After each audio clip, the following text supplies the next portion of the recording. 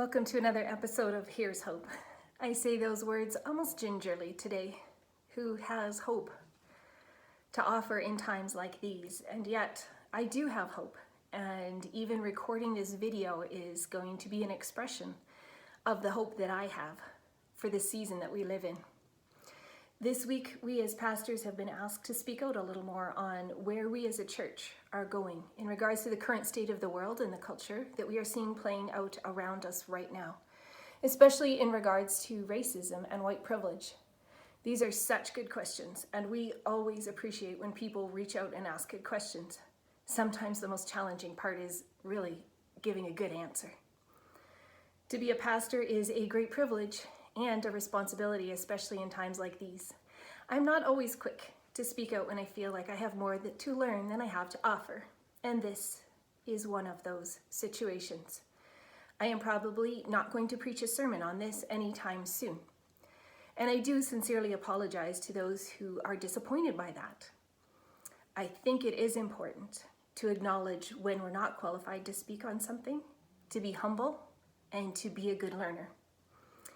And so I'm going to take a few minutes to share with you my heart, the things I do feel like I know, and a genuine desire to connect with all of you and learn from your experience, your story, and what God has on your heart. This message, though it is on the World Wide Web, is directed to my congregation here in the Peace Country of Northern Alberta. While systemic racism exists everywhere and is expressed in different ways around the world, I can only speak to the people that are here. This is where I'm qualified to share my story and to invite you into the conversation I'm about to have. Some of you feel like the time for talking is over, and I hear your heart.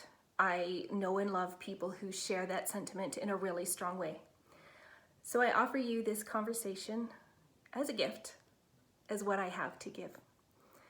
We do live in the Peace Country. For you, those of you who know my family, you know that my husband is brown, and I think that's what makes him incredibly good looking, or at least one of the things.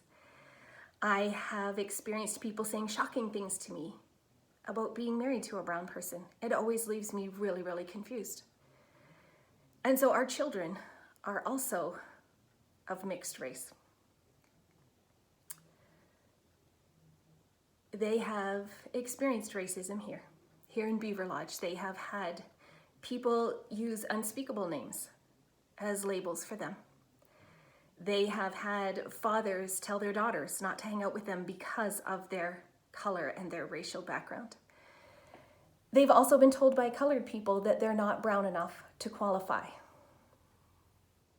So racism has happened both ways in our family, and it breaks my heart. And even though this is a personal experience, I don't have good answers. I have good questions, I think, and I feel like I know how to show up loving one-on-one. But how to lead our church in this publicly, I don't know. But I'm inviting you into a conversation. First, racism is not okay. Hear me say that. Not ever. And it's also hard to recognize in ourselves. So I think it's a good idea in these days to honestly and humbly ask Jesus to show us what's going on in our own hearts. And then together, we need to ask Jesus how he would have us respond corporately and as a church body. In the years I have been here, we have invited people into these conversations, people who are qualified, in my opinion, who have skin in the game, who know what they're talking about. Together, we have many times corporately and publicly repented of ways we and our forefathers have not loved our neighbors as ourselves. We have done this, and we need to continue to do so. Secondly, in all our responses, we need to carry the nature and character of Christ. There has been a lot of noise on social media. In just a few minutes, I will look at some illustrations in Scripture, but first I want to remind you of Colossians 4:6. It says, "Let your speech be always with grace, seasoned with salt." I love this verse. It tells me that we can speak graciously, but also pungently with flavor. So we can say significant and flavorful things with a gracious and a gentle spirit. So let's keep that in mind as we interact with each other, both in person and on social media.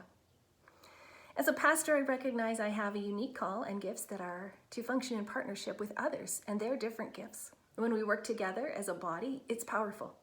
So, I'm not a politician or a social worker or an anthropologist. I am called to shepherd. That is, love the sheep and lead them and teach them and equip them spiritually to follow their unique call.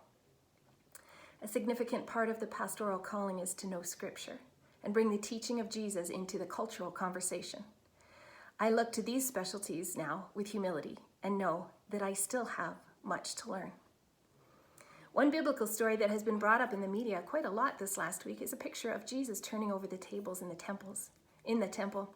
This is by far the most aggressive we ever see Jesus being in Scripture. What's he doing? He has a holy passion that people not turn the place of worship into a place of greed and oppression. The merchants were effectively blocking the freedom of worship. I admit this is an unsettling story for me. Does it give me license to destroy someone else's property? I don't think my anger is as pure as Jesus.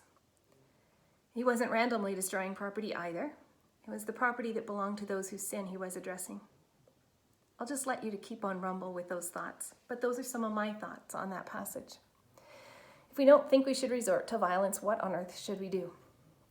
Well, we see Jesus being quite vocal regularly on behalf of the oppressed, so we know we're supposed to speak up against oppression. He speaks quite vehemently, especially to religious leaders, and I think we should always take those passages seriously. Are we behaving like Pharisees, or are we advocating for poor, oppressed, and marginalized? And are we doing it with the love and grace of Jesus, or are we doing it with hatred, bitterness, and vitriol? These are questions we need to ask ourselves. Many have pointed out that we need to recognize that Jesus represented an oppressed people group, as Israel in his day was under the tyranny of the Roman Empire. This is true. Jesus also acknowledged that the Jewish people were oppressors of another race, the Samaritans. In the Jewish Samaritan story, the Jews were the privileged ones who despised and oppressed the Samaritans. So in Jesus, we see both an example of how to respond to oppressors and how to stop being one. Since I am addressing a primarily white church today in regards to our response to racism, I will direct you to two stories where Jesus addresses privilege. Luke 10:30-37 tells the story of the Good Samaritan in the response to the question, who is my neighbor? Please read this story and ponder it. It is yours to rumble with. It is disturbing. Those who we would expect most to show love, that is, a priest and a temple assistant, the most religious of the day, walked by a beaten man with indifference. They ignored his plight. The man who was the least likely to show mercy to a Jew, beaten and left for dead, was a Samaritan, the one most qualified to be bitter and indifferent, and he is the one who stopped and showed mercy. Jesus said, be like this. So where you see people being beaten and oppressed right now, be like this, show mercy. The second story I'd like to consider is one of my favorites in all of Scripture. John records the story in chapter 4 of his gospel of Jesus and the Samaritan woman. She is oppressed in every possible way. She is a woman. She is part of a racial minority, and she's a woman with a past. So even among her own, she is an outcast. Jesus goes out of his way to meet with her, and he looks her in the eyes, and he tells her she's worthy of love. This encounter changed her life. He is the privileged one in this story, both as a Jew and as a man. And he goes out of his way to raise this woman up to her rightful place as a human, created in the image of God and worthy of love. She was the first person to whom Jesus revealed himself as the Messiah. Be like Jesus in this story. The question before us today is, how do we do this? Have we stopped in our busy lives to care for those who are being beaten? Have we gone out of our way to tell the social outcasts that they are deeply loved? I don't know everyone who's ever walked through the doors of our church, but I do know many of you, and this is what I know. You do care, and you are compassionate, and you are incredibly generous, and you really desire to be the hands and feet of Jesus in this broken world. So the question has been asked, what we as a church body are going to do? This is a good question. I offer this video as a small part of the conversation. We want to hear from you. Would you continue the conversation with us?